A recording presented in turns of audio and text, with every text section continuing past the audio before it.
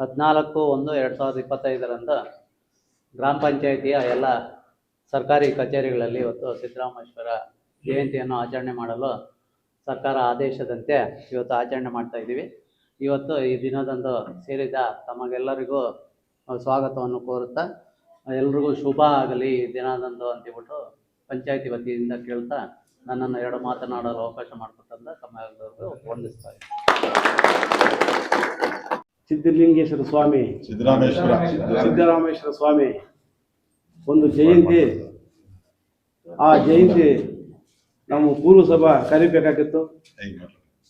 ನಮ್ಮ ಶಾಸಕರು ಮಂಜಣ್ಣ ಅವರು ಮತ್ತೆ ಕರೆದು ಮತ್ತೆ ಒಂದು ಭಯಂಕರವಾಗಿ ನಾವು ಪೂಜೆ ಮಾಡೋಕ್ಕೆ ತಯಾರಾಗ್ತೀವಿ. ಇವತ್ತು ಆಫೀಸು ಏನು ಪೂಜೆ ಮಾಡಬೇಕು ಅನ್ನೋ ಒಂದು ಕಾನೂನು ಸರ್ಕಾರ ಆದೇಶ ಇದೋ ಆ ಆದೇಶ ಪ್ರಕಾರವಾಗಿ ಪ್ರತಿಯೊಂದು ಆಫೀಸ್ನಲ್ಲಿ ಇವತ್ತು ಪೂಜೆ ಕಾರ್ಯಕ್ರಮ ನಡೀತಾ ಇದೆ. ಎಲ್ಲ ಸಮುದಾಯವರು, ಬೋಯಿ ಸಮುದಾಯ ಎಲ್ಲ ಸಮುದಾಯವರು ಇಲ್ಲಿ ಬಂದು ಭಕ್ತಾಂತರು ಎಲ್ಲೂ ಬಂದು ಅಯ್ಯಪ್ಪ ಪೂಜೆಗೆ ತಯಾರಾಗಿದ್ದೀವಿ.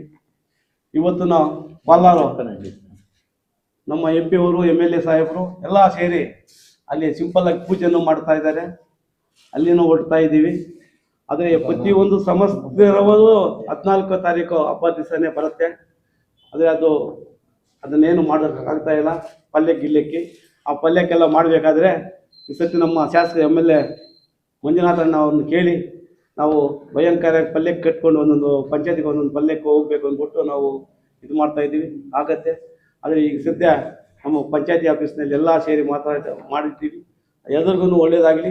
ಎಲ್ಲರಿಗೂ ಸ್ಟ್ಯಾಂಕ್ ಸೇರಿಸಿ ನನ್ನ ಮಾತು 4 ಮಾತು ಒತ್ತಾಯ ಮಾಡ್ತೀನಿ. ಜೈ ಕರ್ನಾಟಕ. ನಮಸ್ಕಾರ. ಈ ಪಂಚಾಯತಿ ದೇವರ ಸಮುದ್ರ ಪಂಚಾಯತಿನಲ್ಲಿ ಸಿದ್ದರಾಮೇಶ್ವರ ಜಯಂತಿ ಮಾಡೋದಕ್ಕೆ ಎಲ್ಲರನ್ನು ಸೇರಿಸೋದಕ್ಕೆ ಮಂಜಣ್ಣಗೆ, ನಮ್ಮ ಹರೀಶಪ್ಪ, ಮಂಜಣ್ಣ, ಚಂಗರಾಯಪ್ಪನಿಗೆಲ್ಲ ಧನ್ಯವಾದಗಳು ಹೇಳ್ತಾ ಮುಗಿಸ್ತೀವಿ. గాంధీ జయంతి ప్రతి ఒక్కటి అన్ని జయంతులు ಕೆಂಪೇಗೌಡ జయంతి డేట్లు నెలలో మారుతుంది. అయితే ఈ సిద్ధరామేశ్వర జయంతి ఇప్పుడు భోవి సంఘం ఉంది. ಜನವರಿ 14వ ತಾರೀಕು వచ్చి ఒక ಅದೃಷ್ಟ ನಿಜನ ಸುಳ್ಳದ ನಿಮ್ದೊಂದು ಅದೃಷ್ಟ ಹೇಳ್ಬೇಕಂದ್ರೆ ಅದು ಮಕರ ಸಂಕ್ರಾಂತಿ ದಿವಸನೇ ಬರ್ತಾ ಇದೆ. ಅಂದ್ರೆ ಅವರು ಹೇಳಿದ ನಿಜಾನೇ ಮಂಜಣ್ಣವರು. ಯಾಕಂದ್ರೆ ಈ ಮಕರ ಸಂಕ್ರಾಂತಿ ಜ್ಯೋತಿ ದಿವಸ ನಮ್ಮ ಸಿದ್ದೇಶ್ವರ ಸ್ವಾಮಿ ಜಯಂತಿ ಬಂದಿದ್ದಂದ್ರೆ ಪ್ರತಿಯೊಂದು ಕೆಲಸದಲ್ಲಿ ನಾವು ಏನೋ ಕಲ್ಲು ಹೊಡೆಯೋದು, ಬಂಡೆ ಹೊಡೆಯೋದು, ಪಾಯ ಹೊಡೆಯೋದು, ಮನೆ ಕಲ್ಲು ಕಟ್ಟೋದು, ಕಟ್ಟಡ ಕಟ್ಟೋದು ಎಲ್ಲ ನಮ್ಮ ಒಂದು ಆ ಜಾತಿ ಸಂಪ್ರದಾಯ ಇದೆ. ಆ ಇದರಿಂದ ಇವತ್ತು ಬಂದಿದೆ. ಭಗವಂತ ಎಲ್ಲರಿಗೂ ಒಳ್ಳೇದಾಗ್ಲಿ, ಎಲ್ಲರಿಗೂ ಶಾಂತಿ ಸಿಗ್ಲಿ.